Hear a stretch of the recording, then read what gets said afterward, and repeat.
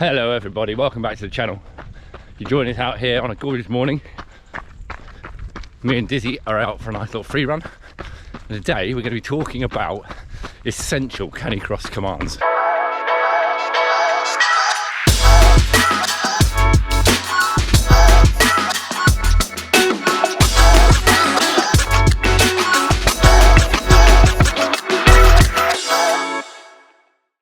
So let's start right at the beginning. We are going to have a go command, whether that is just go or I use let's go grammar in it. This one's a pretty easy one to teach. The dog's going to want to go. You probably use something similar already with your walking. You probably have a walk on, so it's going to be the same kind of thing, and you can use whatever you want. Go, let's go. I would try and avoid anything that you might use for regular walking though, because it could result in a bit of a situation. Now, coupled with the go command, a lot of people use a line out.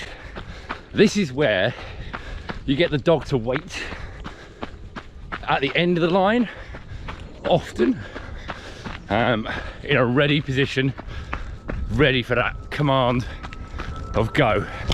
We use ready. You'll see us use it a lot when we're training. I will use a normal full line out, let it stand at the end of the line. When we're racing, because it's a pretty charged environment, I use a short line out where I just basically shorten the line. I'm almost holding the end of his harness, but the command is still there. We're waiting, ready to go until I give the command to go. It is an excellent one to teach if you plan on training your dog on a bike or on wheels. Okay, so you're off, you're going, you're on the course. The first thing you're gonna have to worry about is probably making a turn. So it is really important to teach your dog left and right. There are a couple of ways of doing this. You can either use left and right, which is what we do, because I have absolutely no way of guaranteeing I'll remember anything else when I am running at full tilt. But if you're going to go full proper mushing terminology, people use G and haw, but you can use whatever you want really. You can start teaching this from when your dog is a tiny puppy.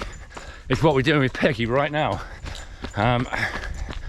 You just do it when you walked. Every time you make a turn, give them the command, and eventually when they get it right, right, you give them a bit of praise, and when they start doing it, even more praise, and they should pick it up that way. You can do this, doesn't have to be a young dog, it could be a dog that you're planning on running. You can start doing it.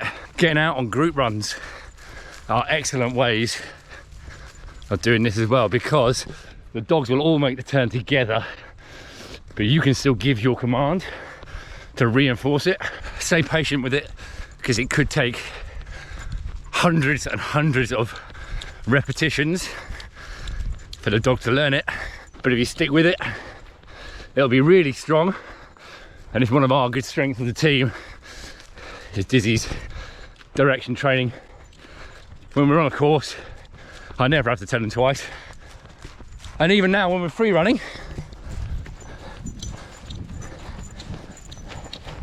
I can give him a direction and he'll take it from 20 meters away.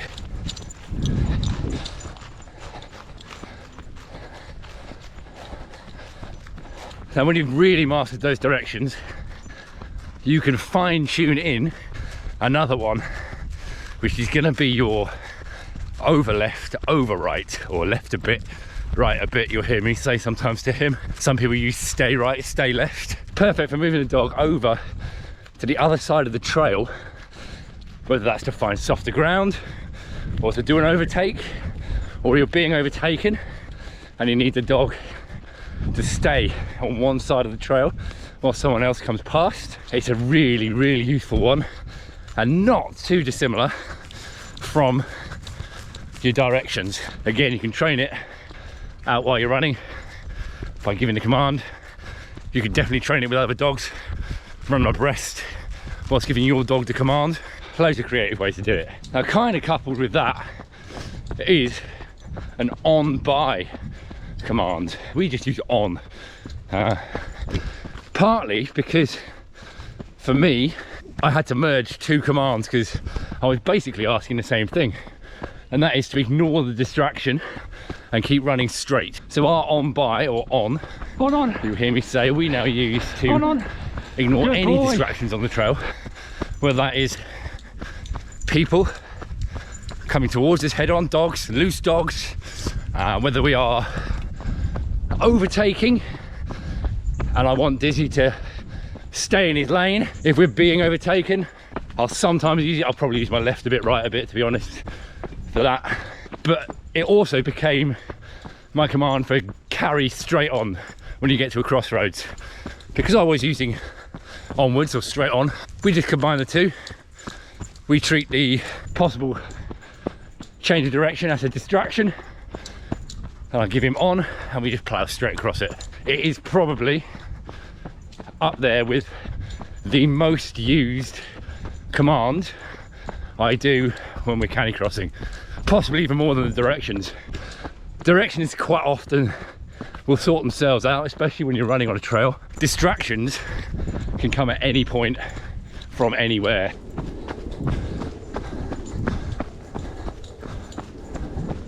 So we worked out how to get going, speed up, make our turns, get past our distractions. So let's talk about how we slow the dog down. Seems a weird concept, but definitely necessary once you get going and realise. So first and foremost, really important, is to have a stop. And that is exactly what I say. You've probably never heard me say it because we've never had a situation in a race where I've had to. We've had to use it out on the trails before, when you get into suddenly a dangerous situation, or there's a situation unfolding in front of you that you don't want to go anywhere near, and it's urgent, and it is just that stop, really abrupt, really loud, and the dog should come to an immediate stop. This command is in there in my essentials, although we don't really use it very often, but safety is paramount in these things. And if you want to teach your dog to run with you on a bike, then you definitely need one of these. So if you don't want to come to an abrupt stop, you just want to take some pace off the dog, then steady is a good one. I think people use all variations of wording for this one. We use steady.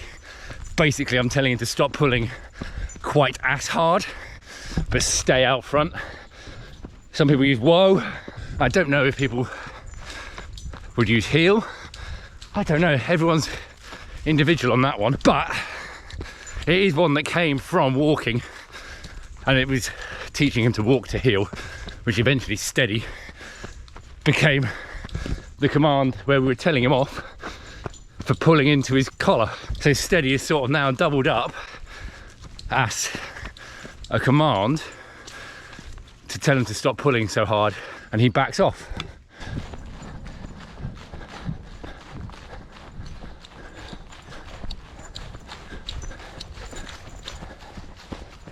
Kind of similar but different is Dizzy actually has two commands for this.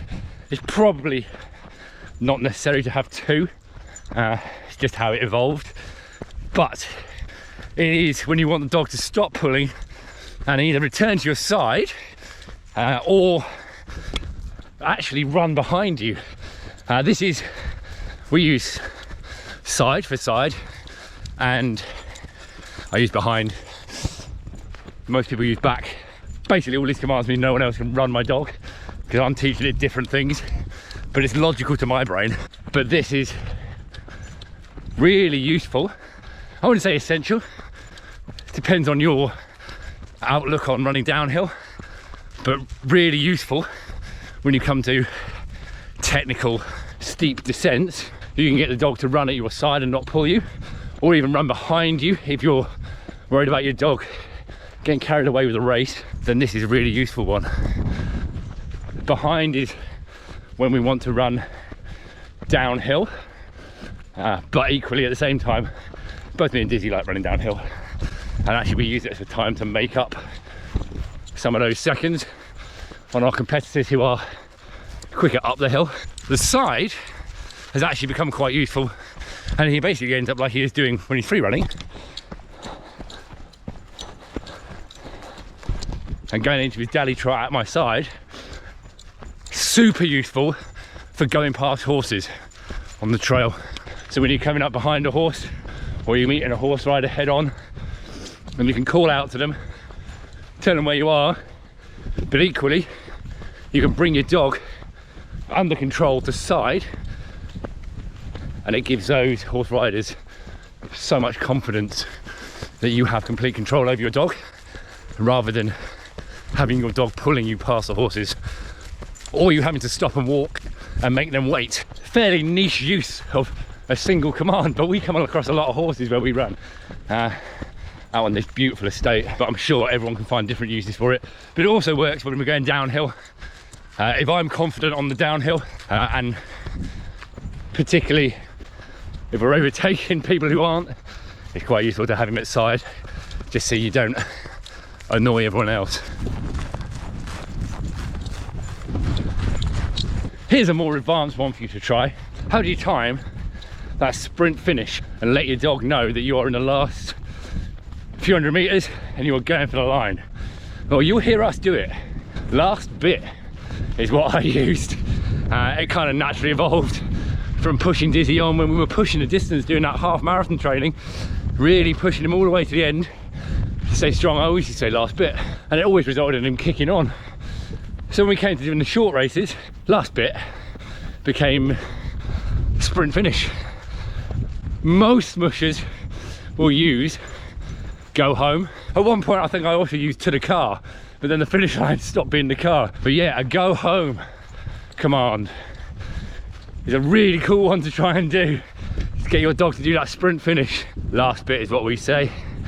Another reason why no one else can run my dog. So as you can see, really from what I've taught Dizzy and what I'm describing, the commands you use can be unique and personal to you.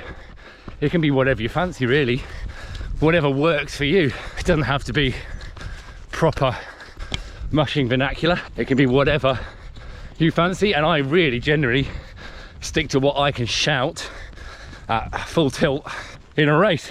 But just as anything with dog training, consistency is the most important thing with it. Stay consistent to whatever you've been sticking with and teaching,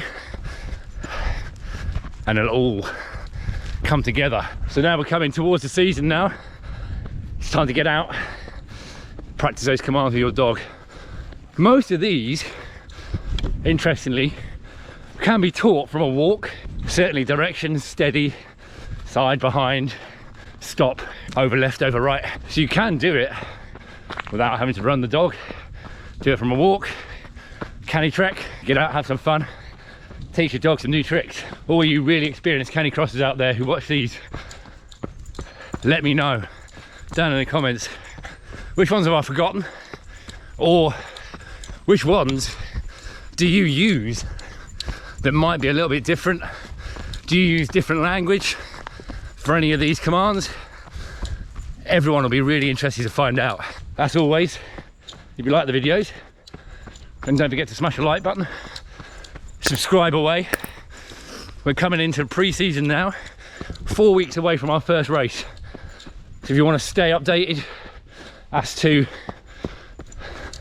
our 24-25 season, then make sure you click the bell so you get notified every time we post a video. And then, from me and Dizzy, we'll see you on the next one.